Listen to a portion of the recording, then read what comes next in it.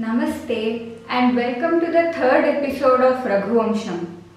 Before going into the Shlokas, today's interesting fact is, how did the ring finger get the name Anamika in Sanskritam? It is related to Kalidasa. I will tell about it at the end of this video. Please do subscribe to the Sanskrit Garden to know more about the Sanskrit literature. भीमकान्तैर्नृपगुणैः सबभूवोपजीविनाम् अधृष्यश्चाभिगम्यश्च यादो रत्नैरिवार्णवः. With his frightening qualities and his gentle and pleasing qualities, he became for his citizens difficult to approach and also easy to approach, just like the ocean, which is filled with sea monsters and also with gems. So, in the previous verses, Kalidasa described the physical features of King Dileepa and then his qualities. From this verse onwards, he will be describing how Dileepa ruled his kingdom. For king, having good qualities is not sufficient. The way he rules his kingdom, the way he takes care of his citizens matters the most.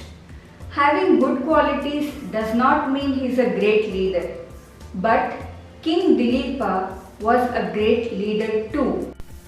King Dileep had in him frightening qualities and also pleasing qualities. Why was he generating fear? Because of his brilliance, strength, valor and bravery. And what made him pleasing? His gracefulness, generosity, compassionate behavior and truthfulness. Since he had both these qualities in him, for his citizens, he was easily approachable and also very difficult to approach. Just like the ocean, which has in it scary sea monsters and also precious gemstones. रेखा मात्रमपि क्षुण्णादा मनोर्वर्त्मनः परं नव्यतीयुः प्रजास्तस्य नियन्तुर्नेमि वृत्तयः. His citizens did not deviate even a hairbreadth away from the track laid down by Manu, like the wheels of a chariot which do not deviate even slightly from the path laid by a skilled charioteer. In this verse, Kalidasa says the citizens of Dileepa did not deviate even very slightly from the rules laid down by their ancestor Manu. For this, Kalidasa gives a comparison with the wheels of a chariot that is driven by a skilled charioteer. All four wheels of the chariot will move in the direction on the path that is shown by the charioteer. Each wheel does not move in different directions. Similarly, the citizens of Dileepa followed on the path shown by their king. This is a beautiful verse which has shlesha. Shlesha is nothing but pun. The word niyantuhu nemi vrittayaha has two meanings, and both meanings are very suitable for this situation. Niyanta means a king, a ruler. It also means a charioteer. Nemi vrittayaha means the track on which the wheels go. It also can be interpreted like this: Neminam vrittayaha iva vrittayaha yasam taha. That is, those whose conduct is like that of the wheels of a chariot, it's referring to the citizens of King Dileepa, because the citizens follow the track. So it's an adjective to the citizens. So this niyantuhu nemi vrittayaha refers to the object with which it is being compared, that is the wheels of a chariot driven by a skilled charioteer. It also refers to the object that is being compared, that is citizens do not deviate even slightly from the path led by the king. प्रजानामेव भूत्यर्थं सताभ्यो बलिमग्रहीत् सहस्रगुणमुत्स्रष्टुम् आदत्ते हिरसं रविः. In order to do good to the people, he collected taxes. The sun draws water from earth to pour 1,000 times of that back to earth. This is a very simple yet very beautiful verse. Kalidasa says King Dileep collected taxes from his citizens in order to do more good to them. For this, Kalidasa gives the comparison of sun. The sun extracts water from the earth in order to give 1,000 times more back to the earth. Do you want to know how much tax King Dileepa collected? The commentary says Shashtamsha Rupam Karam. Karaha is tax. Shashtamsha Rupam Karam means 1/6 of the person's income was collected as tax. That is approximately 17%. सेना परिच्छदस्तस्य द्वयमेवार्थसाधनं शास्त्रेष्वकुण्ठिता बुद्धिः मौर्वी धनुषि चातता. His army was just a royal symbol. He had only 2 ways of achieving his purpose. One, his mind committed to the sciences of kingcraft, and second, the bowstring fixed on the bow. King Dileep's army was there just for namesake. Just like how the flag, the umbrella, etc. are used as royal symbols, similarly for King Dileepa, his army itself was just a royal symbol. It means to say that Dileep's power and valor and influence was so strong that he never had to use his army. Then how did King Dileep achieve his purpose? He used 2 main ways.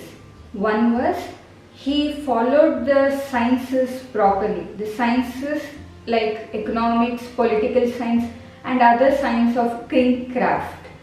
The second is his bowstring was always mounted on the bow, which means to say that he was always well prepared to face any situation.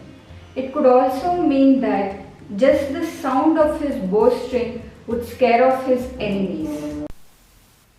तस्य संवृतमन्त्रस्य गूढाकारेङ्गितस्य च फलानुमेयाः प्रारम्भाः संस्काराः प्राक्तना इव. His plans were kept hidden, and what was going on in his mind was also hidden by not showing up in his bodily gestures. Only by looking at the results of his work, his plans could be inferred, just like the repercussions of past life. Dileep's royal tactics were such that he would never reveal what he is up to, because everything was kept as a secret. And all his plans, what all was going on in his mind, he would never reveal even through his body language or facial gestures.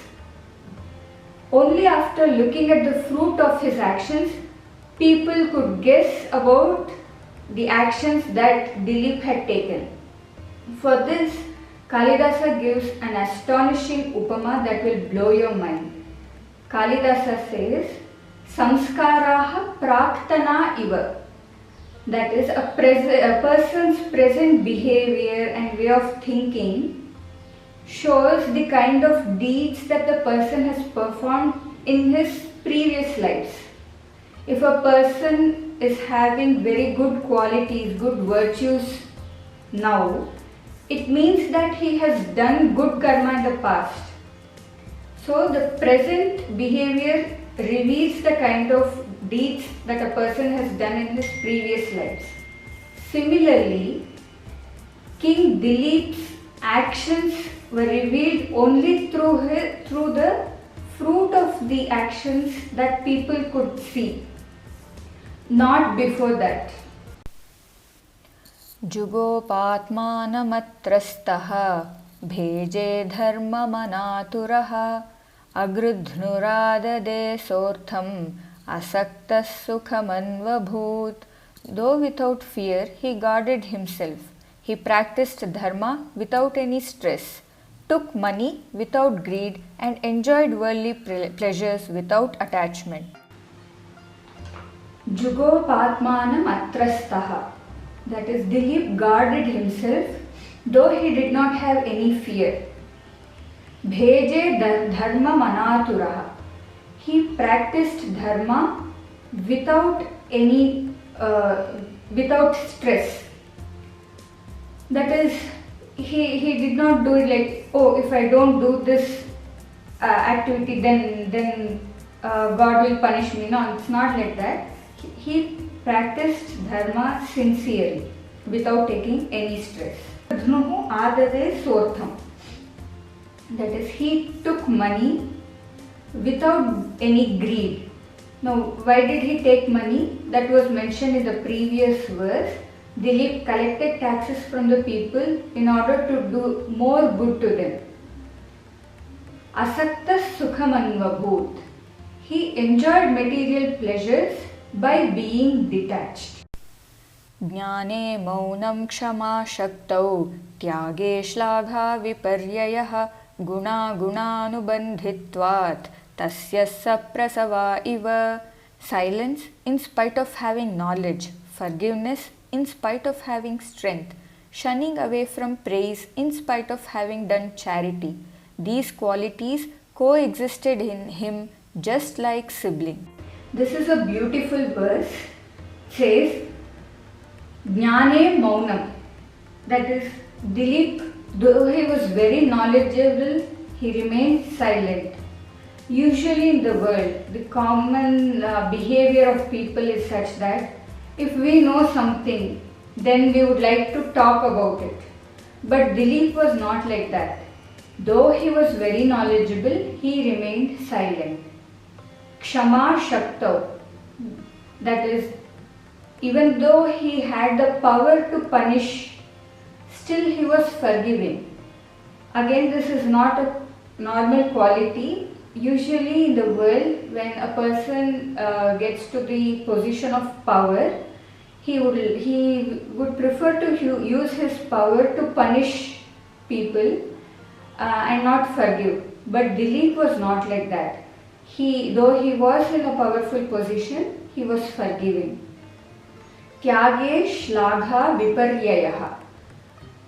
Again, this is not a normal quality of the world. Usually, people of the world, when they make donations, they would like to get praise from others. But Dileep's quality was Tyage, Shlagha is praise, Shlagha viparyayah. He turned away from praise. And though these qualities are contradictory, yet they all coexisted within Dileepa very harmoniously. The contradicting qualities are knowledge and silence, power and forgiveness, donation and moving away from praise. These are all contradictory qualities, yet they coexisted very harmoniously within Dileepa. For this, Kalidasa gives a beautiful simile. He says, Guna gunanubandhitvat tasya saprasava iva. That is, in a family, the siblings usually have different qualities. Each has a different behavior, and mostly it's they'll be opposite to each other's behavior. One will be very soft, the other will be very bold. So like that, the siblings usually are in the family. Yet they all exist harmoniously in the family. Similarly, these opposite qualities of Dileep existed harmoniously within him. Anakrishtasya vishayaihi vidyanam paradarshvanaha tasya dharmarate rasit vruddhatvam jarasavina. King Dileep was not attracted by the sensory illusions and had seen the other end of the knowledge. this person who was devoted to the path of virtue had attained maturity without attaining old age. The poet says King Dileep had seen the other end of knowledge, which means he was very knowledgeable. What knowledge? Some classify it as 4 VIDYAS: Anveekshakee, logic and metaphysics; Trayee, the 3 vedas, Yajur and Sama Vaartaa, the practical arts like agriculture, commerce, etc. Dandaneeti, the science of government and politics. Manu adds one more to this, which is Atma-vidya, the 5th one, the philosophy of the soul. The most popular way of classifying the knowledge is the 14 Vidyasthanas, to which some add 4 more, making it 18 Vidyasthanas. I need lot of time to describe this in detail, so I will make a separate video on this. The poet says Dileep attained wisdom without aging. In Sanskritam, we say 2 types of vriddhatvam, aging. That one is jnana vriddhatvam. By one's own knowledge, one becomes fully grown. And vayo vriddhatvam is the aging, the body's aging. Through the aging of the body, one becomes fully grown. Prajanam vinayadhanat rakshanad bharanadapi sapita pitarastasam kevalam janma hetavaha. Due to giving good education, protecting and nourishing them, he became their father, and their fathers were just birthing factors. In this verse, Kalidasa beautifully describes how King Dileep took care of his citizens. King Dileep gave education to his citizens, he protected them and nourished them. So he was like a father for those citizens. Then what role did the actual fathers of the citizens play? Kalidasa says the role of the actual fathers of the citizens is just being the cause of their birth. Sthityai dandayatah dandyan parinetuh prasutaye apyarthakamau tasyastam dharma eva manishinaha. He who punished the punishable for the sake of law and order, who married for the sake of attaining good progeny, for him the goals of both artha and kama were dharma only. In order to have stability in the society and to protect the society, King Dileep punished people who deserved punishment, and he married in order to get good progeny. Like this, even kama and artha became dharma for King Dileep.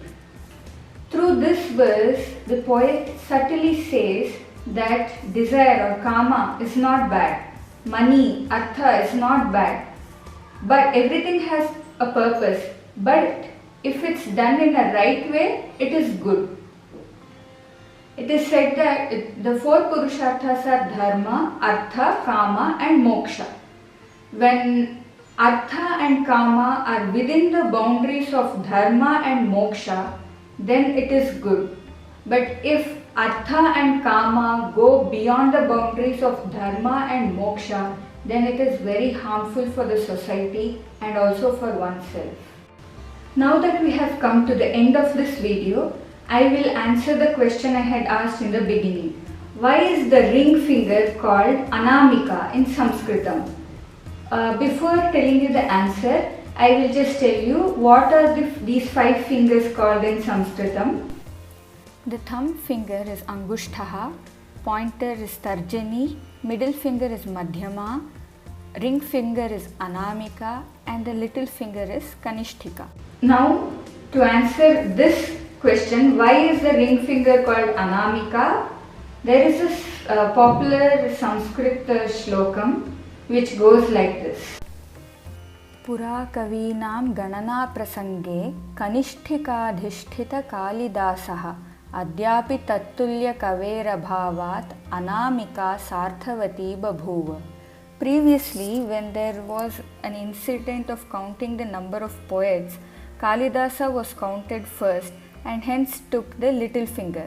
But even to this day, there is no poet who stands equal to Kalidasa, so the next finger did not get any name and hence is called Anamika.